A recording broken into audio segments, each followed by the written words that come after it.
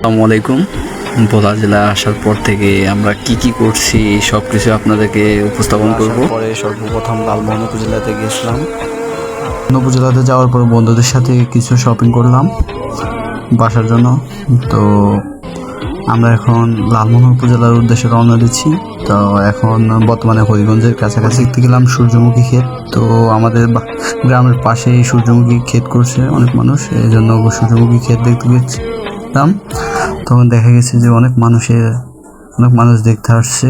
তো আমরাও সবাই গেছি, অনেকে ফটোশুট নিতেছে।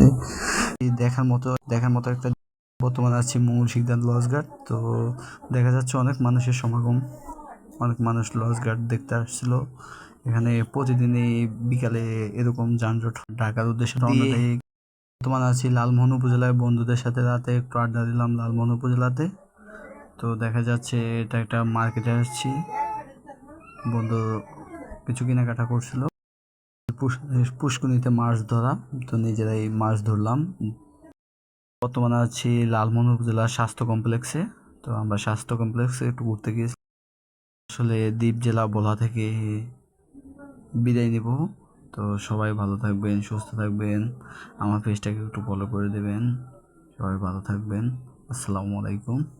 সবাই ভালো থাকবেন।